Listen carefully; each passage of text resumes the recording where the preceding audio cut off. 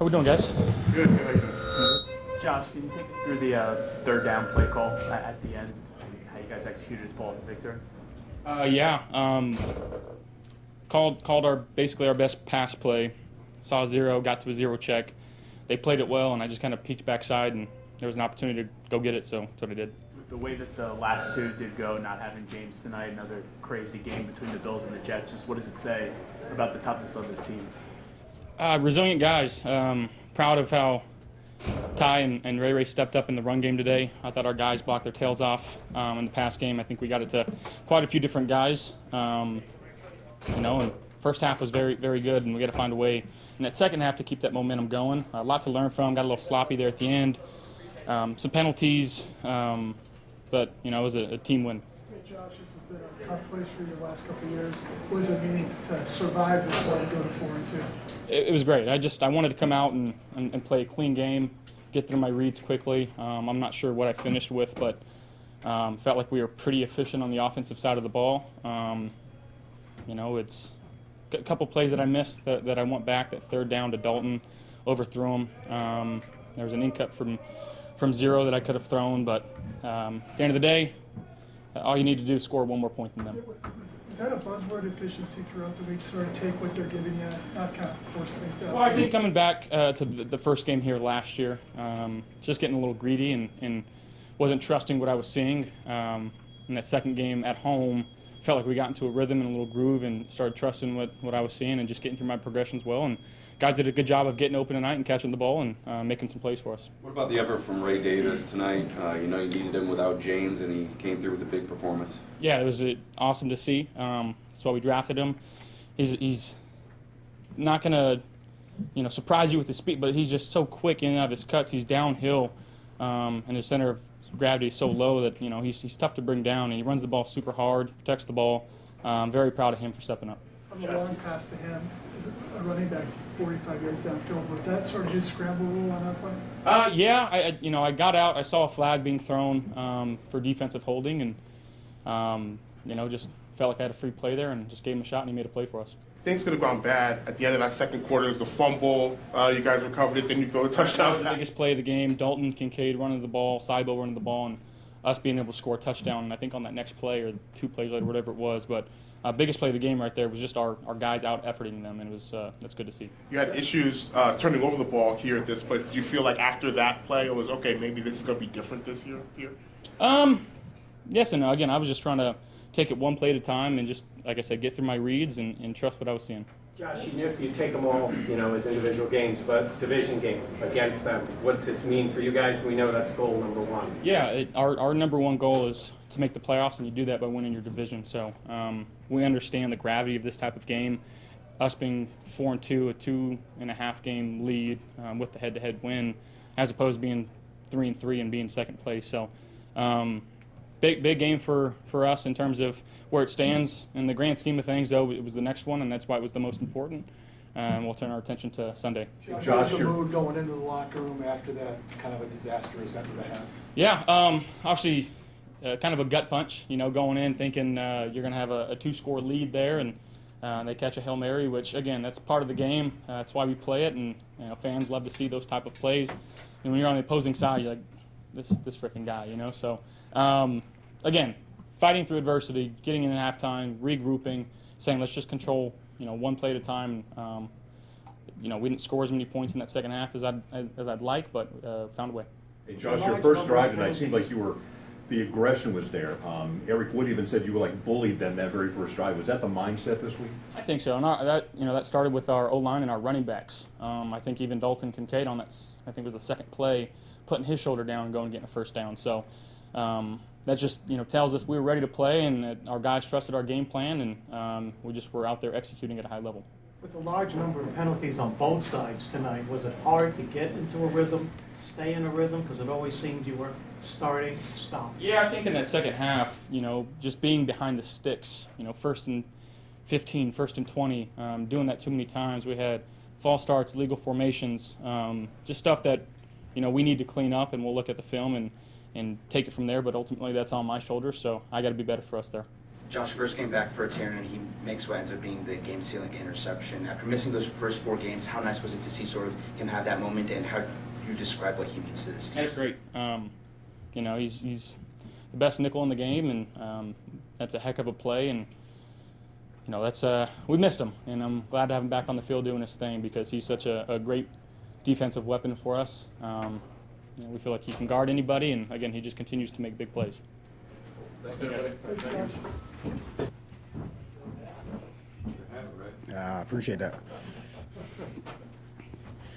What did that feel like to have your first big game as an NFL player? I feel great. You know, again, having the opportunity to go out there and just play my game and understanding that not things are always going to be perfect. So just taking your time, reading your keys, and just going out there and playing ball. You know, again, I had a great support cast around me from Josh to the O-line to everybody just doing their job. You know, I would have never had the day I had without the guys blocking on the perimeter, the O-line believing in me and seeing the keys and the reads. So, you know, it's a big shout out to them. I'm happy that I had today. But, you know, realistically, it was a collective team effort. The long pass you caught, can you kind of take us through, that was kind of a crazy play, take us through what you did on that play to get down there? Yeah, you know, when you got a quarterback like Josh, you know, things can happen. So, you know, just understand staying on the run, staying alive, and just knowing that but Josh can throw the ball down the field. So once I saw him kind of scrambling, I understand, hey, I got to take it positive and throw my hand up. It was nobody on me. And once I saw him throw it, I missed time to jump terrible, but, you know, I was able to come down with the catch. So, again, when you got a guy like Josh, you got to make him look good, and that was my best attempt to make him look good. Ray, can you comment on just the physical tone that you felt you and the offensive line set on that first drive? I mean, you're punishing defensive backs on like your first 4 or 5 carries there. It seemed to set a tone for you guys. Yeah, you know, that was something we really wanted to do. We stressed all week was about going out there and taking it to them, you know, taking the physicality to them, understanding that, you know, maybe some guys may not want to tackle. So it's about just going out there and bringing the physicality, lowering your pads, running behind your pads, and getting those tough yards. Again, you know, 2 to 3 yards may turn into 4 to 5, then it may turn into, you know, an explosive play. So just run behind your pads, and that was something that the O-line kept telling me to do. Right, Josh ended up getting the first down there in the final play. But what did it mean to you as a rookie getting those first 2 carries, knowing that they trust you in that situation? You know, it's definitely a confidence boost for myself, but realistically, it's about the guys in my room. You know, James, Ty, Diev, and Frank. You know, every day those guys continue to push me. Those guys tell me that, you know, I'm good at what I do, and just, you know, keep the faith and understand that they gave me the ball the first 2 times. It showed that they had a lot of trust and confidence in me. And, you know, again, as a running back, that's something that you love. You know, again, you got to be able to hold the ball and understand getting the first down and put the game away. So, you know, I love those guys in my room, and, you know, I love our OC for trusting and believing in me. Whenever you found out that James wasn't going to play tonight, did you guys view that as an opportunity, yourself and Ty? You know, yeah, definitely. I think, again, it's a next man up mentality.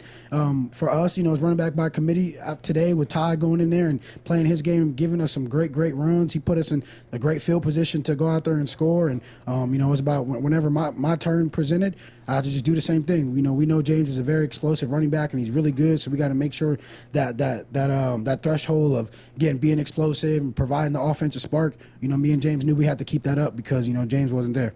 Ray, going into the fourth quarter, what were you guys saying to each other on the side? It's back and forth. What was that moment for you guys? You know, when you got Josh, who's a great leader, and a lot of support, a lot of guys around there who are great leaders, it's about just keeping our composure, keeping our head up. We knew it was going to be a long game. You know, there was going to be some back and forth, so it's about just going out there and understanding, again, you just got to keep playing. It's a 4-quarter game. As we know, NFL games are very thin. It comes down to the wire, so keeping your head up and understanding that you got to go out there and get this W, man. Can we talk through the Cowboy hat? Yeah, you know, I have to go back to my Nashville days. For me, it was about coming out here and just giving a little different swag. I made the NFL fit swag last week, so I was like, I got to come out with something different now. You talked about the intensity being picked up. I know it was your first game against the Jets, but Deion Dawkins talked heading into this week, he knew tensions would be high. Did it feel different, the chirping? There was a lot of back and forth. Did it feel like that intense rivalry? You know, not really. I mean, again, this is new for me, so I don't know necessarily the rivalry between the Jets and the Bills. But, you know, again, we just have to focus on us and play Bills football, and I think that's what we showed today. Spent a moment with your uncle after the game. What did that mean to you?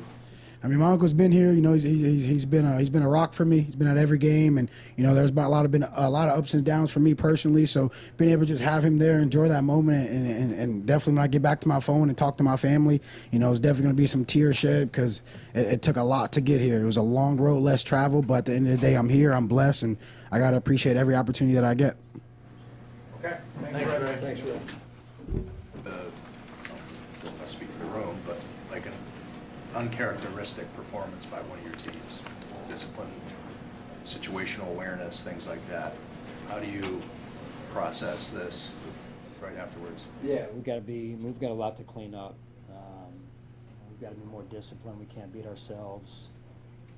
Situational football, we've got to go back and re-examine the situation at the end of the half with the sideline play. We were defending the sideline with the potential for the field goal, and left a Hail Mary check to a Hail Mary, and so we've got to go back and re-examine that as well. So a lot to clean up, and we've got a short week to do it.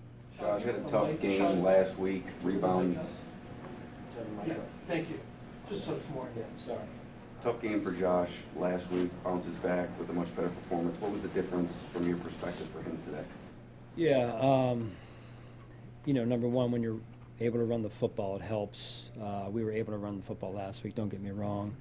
But coming out the way we did, I think established a line of scrimmage, and Josh was seeing the game. He was seeing their defensive looks and going through his progression, getting the ball out when he needed to, and then he made some loose plays like he always does. And our scramble drill, those are things you don't take for granted when he gets loose, that what we call a scramble drill, the patterns that match up with his and where he's going, his scramble and his mobility in those situations.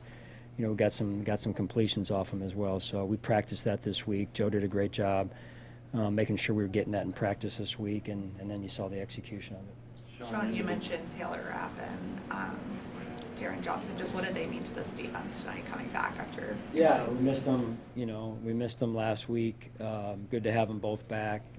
They made some big plays for us. We've got some young guys out there playing, and those two are some of our veteran players. And you could tell, excuse me, in the week of practice, you could tell that there was a difference in just the communication and the speed at which we were playing on defense during the week. How much from your position as coach did you have to kind of handle Deion's emotions and passion? It seemed like it was overflowing at times. Yeah, definitely.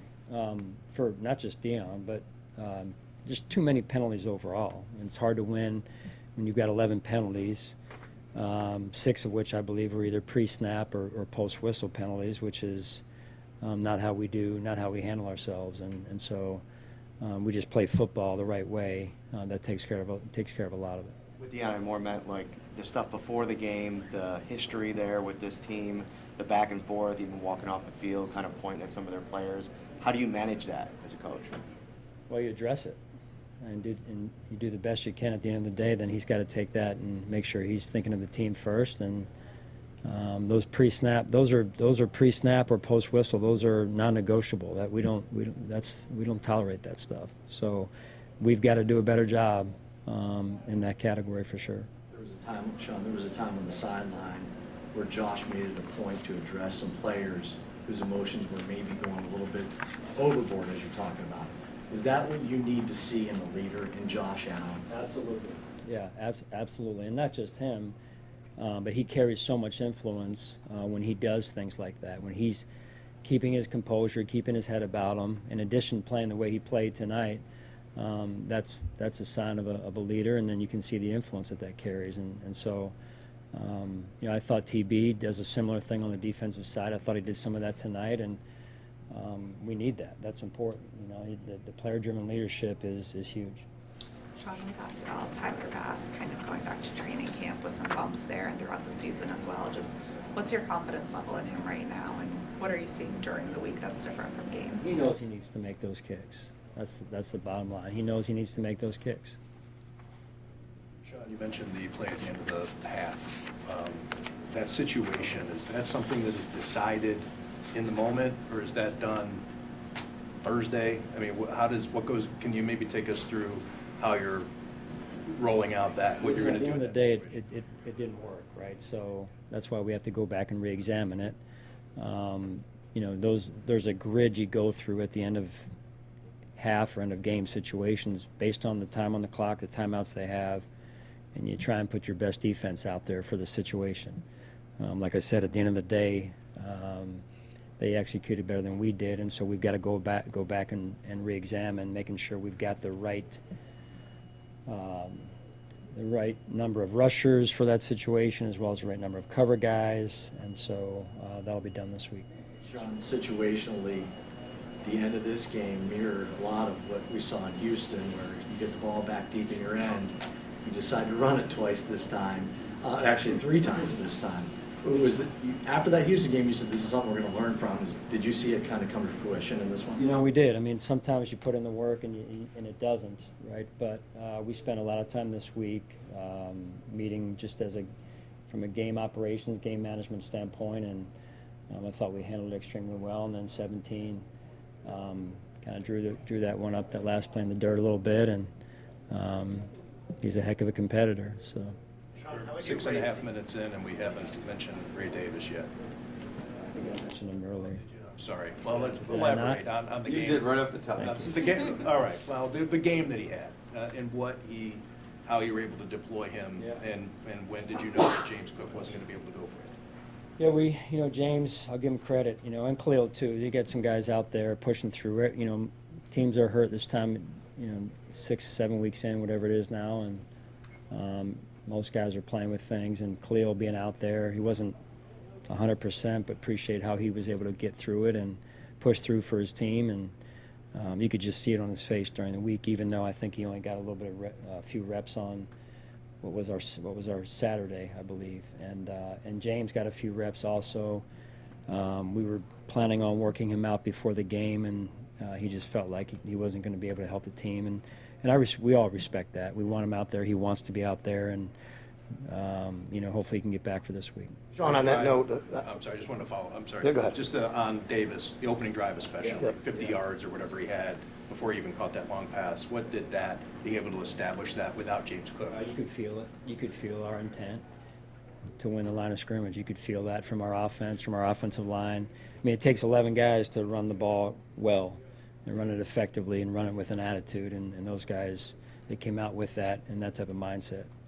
just to build on that, the first drive, very physical. Which, I mean, guys were falling forward every chance. Dalton even had a guy, his play. Is that something you talked about all week leading into this game?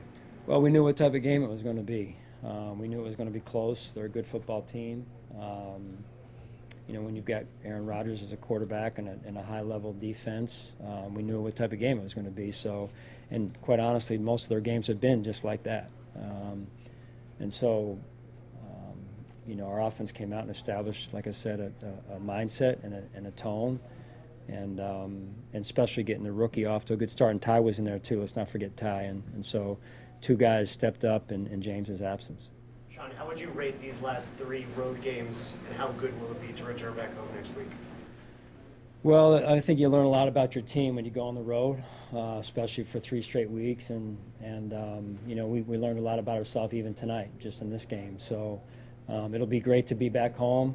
We can't take that for granted, though, in our preparation. And again, on a short week, hopefully we get some guys back and put ourselves in position to play a good team at home in Tennessee. Thank you. Thank you, Sean.